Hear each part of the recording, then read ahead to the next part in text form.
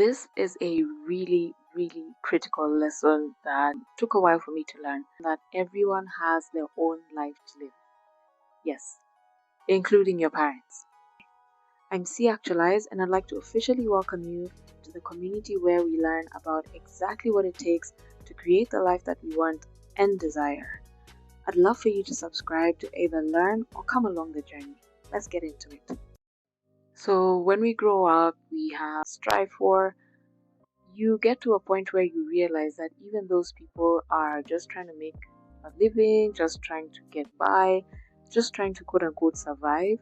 And then, they have you, and I guess millennials and Gen Zs, we kind of have this thing where it's like, if you brought me into this world, you have a responsibility to take care of me, which I agree.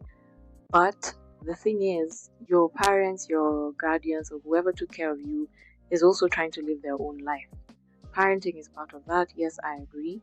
But then the sooner that I came to take charge of my own life, came to realize that I needed to be in control of my life in terms of the things I was doing, who I was relating with, who I was having a relationship with, and so on and so forth. No one really cares. Like, people who give you life advice, relationship advice, the people who care for you, who love you, your loved ones, and try to steer you in the right way. But at the end of the day, even they get to a point where they realize, especially if they've been telling you something consistently and you're not listening, it's your life to live. The consequences will be borne by you. I had a relationship that didn't work out, that I thought would, be a relationship that I would have for the rest of my life, a romantic relationship, but that didn't happen. And as much as everybody around me who loved me, cares for me, told me not to get into that relationship, I did not listen. So this is not relationship advice yet. But the truth of the matter is, no one really cares. Everyone has their own life to live. And the sooner you realize that, the more aware you become in terms of getting in control of your life and where you're heading, or where you see your life heading. My next point, or my next learning, is your daily habits will either make or break you. Yes, the things that you think are boring habits, which I've talked about in another video, the things you do every day, waking up, sleeping, what time you sleep, what kind of food you're eating, what kind of food you've been eating for the last couple of years. It does have an effect on who you become in terms of the state of your body, the condition of your health, the kind of music you listen to, the kind of books you read, the kind of movies you watch. It conditions your mind to think a certain way. Success is not this big woo-woo thing. I've come to realize that success is actually the daily habits, the daily boring habits that, the quote-unquote 1% are willing to do, that the rest of humanity isn't really willing to do. For example, it could be easy to, sleep in every day. And there was a point in my life where I actually tried that, because I was like, nothing is working. I've been applying for jobs, and, I'm sending applications, and I know I'm qualified. I know I'm even overqualified for some of them, but I wasn't getting the job. So I was like, you know what? Faith-wise, I was like, God, I've tried everything. You're not helping me. So I'm just going to chill. I'm going to laze around. I'm going to watch movies and, just do what I want and cruise. And, life will figure itself out. And much as that statement works for some people, it doesn't work for everyone. When I generally and really started to lock in, practicing good habits, removing the negative habits, the habits that weren't helping me, they weren't helping my fitness goals, my health goals, my mental productivity, they weren't helping my flow state, my deep work, and all that. And after locking in for 3 months, 6 months, then I started to realize that, oh, things are actually changing. And the thing about these boring habits, in the interim, it doesn't look like anything is happening. But the truth of the matter is, from the minute you decide to switch your boring habits to good boring habits, to good daily boring habits, things already start to change. Next point is this: it matters who you marry. I'll say that again. It matters who you marry. And I'm not just talking about this for ladies or girls or girlies. This is for both genders. Okay, who you choose to settle down with, who you choose to get married to or to marry, is, I think, one of the biggest and greatest and heftiest and weightiest decisions any human being can ever make. And this is because when you think about it, let's just think about it socially. The person you choose to marry comes from a different home. They were raised by different parents in probably a different set of beliefs, or maybe close to what you believe in. They think about money in different ways, and it's merging all that together, bringing two people together, figuring out where are we going? Do we think along the same lines? Notice I didn't say the same way. It's possible, yes. But do we, think along the same lines? Are we going towards the same place? Are we striving for the same things? Do we have the same goals? Do we have the same belief systems? Can we agree on this and probably agree to disagree on that? Are we having a hard stance on this particular topic and, being flexible with regards to something else?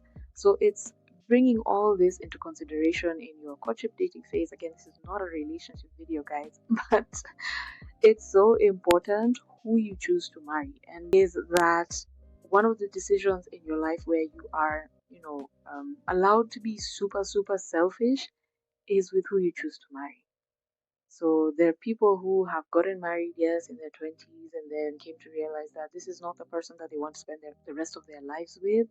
And then that's a decision where, you have to decide if you're moving forward with that person. Are they willing to change?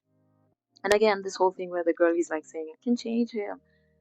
You don't have the time for that. You are not created to do that. And people will only change the day they decide to change. Okay, so next point. This particular point has really put things into perspective for me, because the point is that your future you is watching you right now. So every time I think about that, when I think about the decisions I made in my 20s and some of the things that I did, fun times. But yes, in terms of your future you watching you right now and waiting on you and counting on you to, step up and wake up and be proactive and be productive and shift your mindset into aligning yourself with that future you that you desire and the kind of life that you can see and you envision every day or think about, consistently. Your future you is, when I think of my future me, I see her not trapped, but like sitting somewhere or poised and calm, which is great, but she's waiting for me to do things. She's waiting for me to take action, for me to show up. She's waiting for me to put in the steps and the daily habits and do the right thing to ensure that those compound into exactly what I want to see. So, like I said about the daily boring habits, if your daily boring habit is, for example, smoking daily, and you know that affects your health, your lungs, um, and all that, is what's the result of that? So your future you, are you telling yourself that your future you is somebody who has, is sick? My next point talks about your inner circle, your friends, your best friends, and those people that you're currently and consistently surrounding yourself with. So for me personally, when I audit some of the friends who I had in my 20s, there are people who, well, there are specific people who I thought, would be best friends for life. And we were just going to do life together because I felt like our values aligned and our visions aligned. We were thinking along the same lines, and we're going places. But life happened and that didn't work out. It took a process of, healing and actually recognizing that it's okay, it's fine. So also you telling yourself that maybe the person who you're calling your best friend, maybe the person who you're forcing yourself to keep relating with, you've probably outgrown or they've outgrown you. It's possible. So, like I said, in terms of who you're marrying, with regards to friendships, the people you hang around, go for sleepovers with, and go for festivals with, and go out with, they think a certain way, they've been raised a certain way. Are you okay with thinking that way? I found recently that there are people who, I was friends with up until recently, and I had to do, that hard cut. And I'm not talking about, oh, I'm cutting off everyone culture. No, I'm talking about you doing an audit of your life and asking yourself, is this the person who you want to walk alongside with, in their life, in your life? Do you want to hang around them? Do they think the same way? Are they thinking along the same lines that you are? Do they have the same beliefs financially, emotionally, spiritually? So I think it's so important for us as human beings to recognize, especially really early on, that not every friend is there for every season. Some will be there for your entire life, and I think that's amazing. If you have those kinds of relationships, Please take time to nurture them, to water them, to pour into them, even as they pour back into you. In this next point, let's scale up friendships. We've talked about relationships, romantic relationships as well, and it being very important who you choose to marry, which really matters. Let's think about it from the business side, from the career side, from the corporate side, so to speak. It's never too early to start networking, to start building quality relationships that can benefit you, and of which you can give value to, from a financial perspective, from a corporate perspective, from a work life perspective, is what I mean. I know networking is this thing that can seem really daunting, but when you go into it with a perspective that you're looking to build, let me say, lifelong connections that can bring you value, can bring the people around you value, and you can do the same for, then you think about it differently, because you're not going to build these networks thinking, oh, they haven't given me a job, or they haven't pushed this deal for me, or they didn't speak up for me in this meeting. No, it's you assessing. Maybe you found someone who you'd like to be mentored by, and you're thinking, if I can just approach this person, get close to them, I can definitely learn from and benefit from what they have to offer. And there's definitely something inside of you which even got you to that point that you can offer them.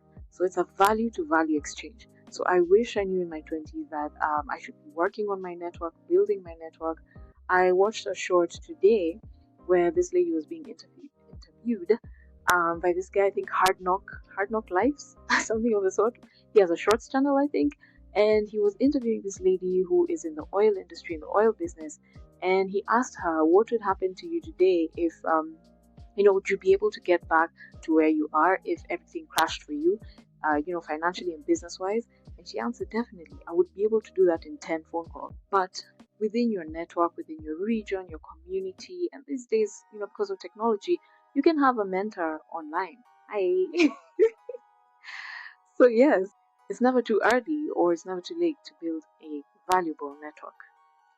Let me know which one of these poems hit the hardest for you, which one was an epiphany for you, which one was a life realization, which one has pivoted the way you think, shifted your mindset, rewired your brain. I'm here for all of it. Let me know in the comments. I always tell my siblings at home, I was like the experiment. I went through these things, I did these things in my 20s so that you don't have to. And I'm hoping that this will help someone out there who's like, searching for this, and will get to this video and realize you can do better than we did. And I'm rooting for you. So that is it for me today, and the things I wish I knew in my 20s.